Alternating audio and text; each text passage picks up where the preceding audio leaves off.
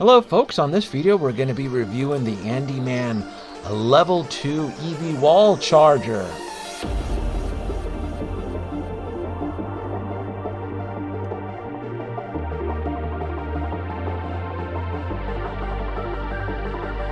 It just arrived a few days ago, and the box didn't come in the best condition, but the EV wall charger did arrive in perfect condition. This is going to be replacing my GE 30 amp wall charger that I purchased back in 2012. And it still runs and it still works. But the beautiful thing about technology is that it keeps getting better. It's more efficient. Data, info, input. What I like about this specific unit is that it provides statistics, analytics, all that good fun stuff. It comes with the screws, the wall brackets. Comes with everything you need to fully assemble this yourself, or you may need an electrician, and I'll explain to you why. The charging gun is very sturdy, well put, 25-foot cable. Everything what you see here, perfect condition, beautiful. Yeah, look, I was expecting an N14 50 plug here, or at least a 650 plug, but no, they give you the option. And look, I totally get it. There are EV drivers out there that have this actual plug connected into a wall box. Me, I would have preferred the N14 50 plug, but this with the 3 cables, it's asking for a 650.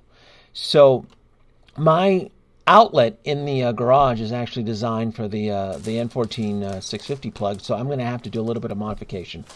It comes with the wall anchor here for the cables, a little hook there to, 25-foot cables, pretty damn impressive.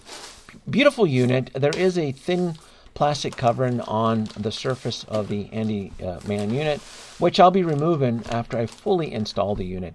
Now, I'm somewhat savvy with installing these units. I'm a little bit familiar with the technology. I've been into this world just at least 10 years now, so I'm familiar with the amps, the kilowatts, and the volts, and so forth. That is the reset button in case there's a trip involved, and then the plastic backing right here is what you're going to be using to mount to the actual wall. And you do get the screws with the actual unit, and the instruction book that the unit arrives with, it breaks down the specs. Tells you that it's the power output of 12 kilowatts, 50 amp, and everything else. This is going to be a big difference for me specifically, just because I've gone through multiple EV vehicles, and my current vehicle is the F-150 Lightning vehicle, so I'm going to need as much juice as I can possibly get out of 50 amps. This Andeman unit comes with the EV charger card, and this is something that's a little bit more popular, I'm assuming, in Asia and other parts of the world, because these units are typically installed outside. This unit is weather resistant, and you're going to want these cards so that way if you do install the unit, you don't have anybody else stealing your power.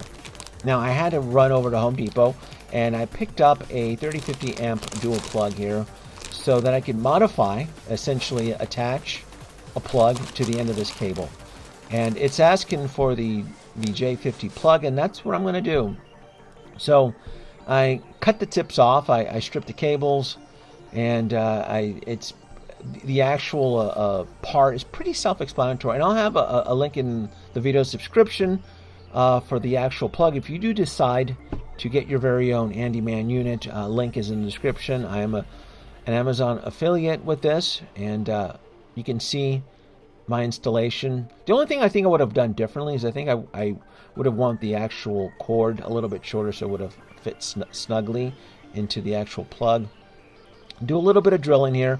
There's existing holes already in my wall, so I'm going to try to repurpose the holes somewhat with the new unit, just to that way my drywall doesn't get too worn out and scuffed. Because look, in a few years down the road, I may want to upgrade this unit, and it's just better form fitting. Now, I'm using these smaller screws in the anchors. It does provide larger screws, but I think these smaller screws that were actually meant for the cable hook, I think will hold the unit just fine. The unit's really not that heavy. I think the most weight is probably the actual 25-foot cord. It's thick, sturdy, and you know, when you're drawing that amount of electricity, amps, the cords do warm. They do get pretty warm. Now I'm doing a little bit of testing here, and voila! I actually was a little bit concerned, but it worked out. The unit is beautiful. I love the that cyberpunk neon look on there, and the description on there. Welcome to the AC charging equipment. Swipe the card, the little EV card, and there is a modification that will bypass the card. I'm going to peel the film here, get that going, and I'm not going to be using the cable hook that came with it. I have an existing one already, which I'm just going to repurpose. It'll do the exact same job. You can see my old GE unit on there to the left, and now it's the trial here. Make sure it works. Plug it in, and let's see if the Lightning accepts the new charger. And I'm using the card on here, activated, and you do have to use the card right on the actual logo to get it to actually turn on and charge. So plugged in, and the Lightning was probably halfway charged already, so it wasn't on a complete dead battery. And it says it's pulling about average 244 volts. 30. I mean, it's bonkers how you can kind of see this real-time data there, and it goes up to almost 46, maybe 47.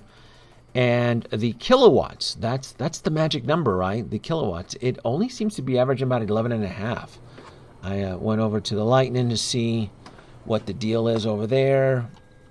Pulled up the Ford app. I'm like 11.5. So it doesn't really necessarily break 12 kilowatts. And I don't know if there is a loss of power with heat.